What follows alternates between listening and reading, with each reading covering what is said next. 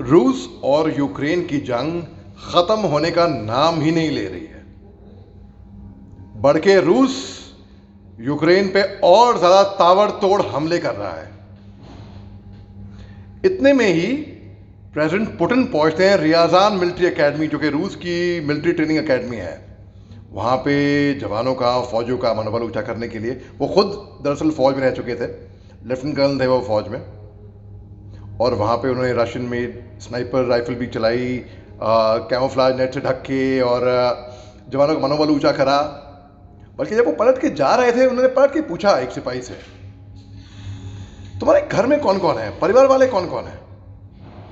तो वो फौजी उनको कहता है कि उनकी एक 5 साल की बेटी है। तो उन्होंने कहा गुड, शाबाश, जोश ऊपर रखो।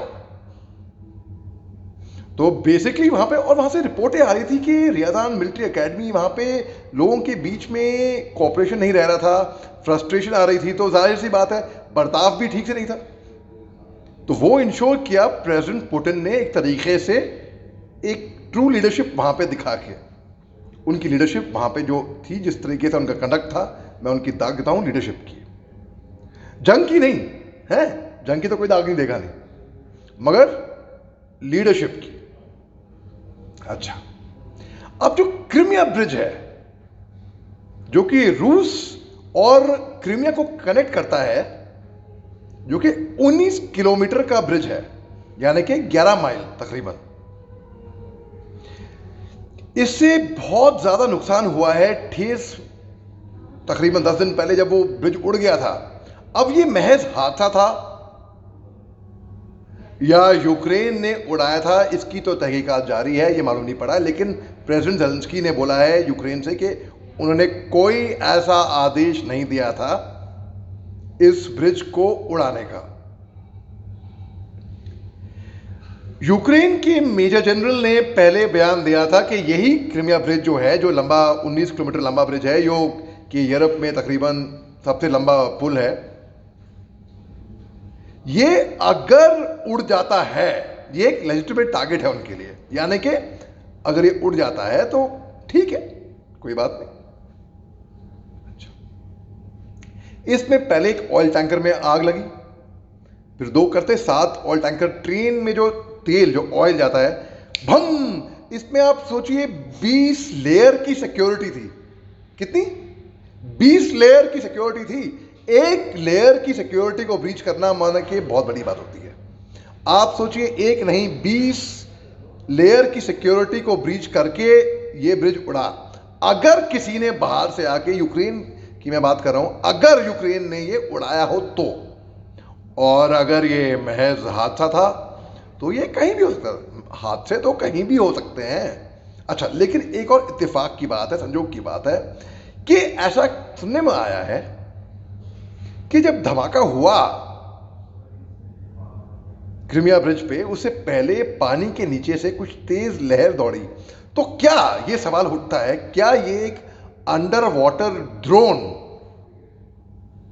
यूक्रेन की स्पेशल फोर्सेस ने छोड़ा था?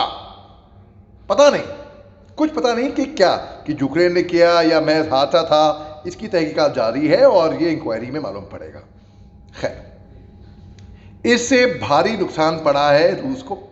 नुकसान तो इसका रूस को ही हुआ। वहां पे दूसरी तरफ यूक्रेन ये कहता है कि नहीं नहीं नहीं, रूस ने खुद जानबूझ के अपना ही पुल जानबूझ के उड़ाया है, कुछ राजनीति लड़ने के लिए। मुझे लगता नहीं ऐसा कोई करेगा, इतना भारी नुकसान उठाएगा। अच्छा, अब इससे यह हुआ है कि रूस ने अपने हमले, ताबड़तोड़ हमले यूक्रेन पे और भारी मात्रा में कर दिए हैं। अब उससे क्या होगा? नाटो के राष्ट्र जो हैं, नाटो में ऑलरेडी धीरे धीरे एक सटल स्प्लिट आ रहा है, क्योंकि जाड़े आ रहे हैं। और रूस ये मानता है, प्रेसिडेंट पुतिन ये मानते हैं कि जाड़ों में जितना लंबा ये जंग खींचा जाए तो साइबेरियन जो हवा जो है जाड़ों की, वो रूस को फेवर करेगी। तो जितना लंबा ये युद्ध खींचा जाए, नाटो ये सोच रहा है, मतलब अमेरिका ये सोच रहा है कि जितना लंबा ये युद्ध खींचेगा उतना ही रूस कमजोर पड़ेगा। आखिर तौर में क्या होगा? देखिए, सेकेंड वर्ल्ड वॉर का एग्जाम्पल लेते हैं। जर्मनी जब हार गई थी तो जर्मनी के जनरल्स सबको वॉर क्राइम के लिए ट्राई किया गया था।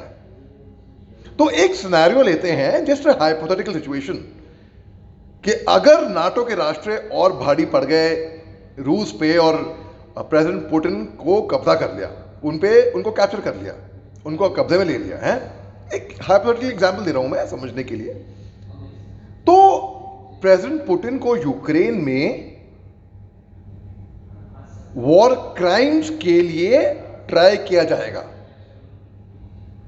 अच्छा, अगर ऐसा नहीं हुआ है तो लंबा युद्ध खींचेगा। रूस, जो लोग ऐसा मान रहे हैं कि कमजोर पे कमजोर हो जा रहा है और उन पे पाबंदियां, सैंक्शन, प्रतिबंध लगे जा रहे हैं और रूस को कोई फर्क नहीं पड़ रहा है। भाई, रूस के पास कोई चारा भी नहीं होगा परमाणु हथियार खोलने का, लेकिन परमाणु हथियार खोलना इतना आसान काम भी नहीं है। आखिर तौर पे अगर वो परमाणु हथियार अपने खोलता है तो नेटो भी इसमें कूद पड़ेगा और ये यूरोप का युद्ध और गंभीर होएगा। इकोनॉमिकल वॉरफेयर, आर्थिक वॉरफेयर तो होगा ही होएगा हैं। लोग कह रहे हैं कि विश्व युद्ध बजने की घंटी शायद हो सकती है, का आगाज हो सकता है ये। हालांकि मुझे लगता नहीं कि अभी फिलहाल जिस तरीके की सिचुएशन है, गंभीर सिचुएशन है, बड़ी पेचीदा सिचुएशन है, लेकिन विश्व युद्ध की घंटी अभी तो नहीं है। खैर, हाँ, आगे क्या हो कुछ मालूम नहीं। और इस युद्ध को रोकने के लिए देखिए, तुर्की आया, इजराइल आया, हिंदुस्तान सामने आया। अब जाके ऐसा है कि लोग इतना इंटरेस्ट भी नहीं ले रहे इस युद्ध को रोकने के लिए, लेकिन प्रार्थना करते हैं कि ये युद्ध जल्दी खत्म हो और मानवता की जीत हो। खून खराबा किसी को पसंद नहीं है। शुक्रिया।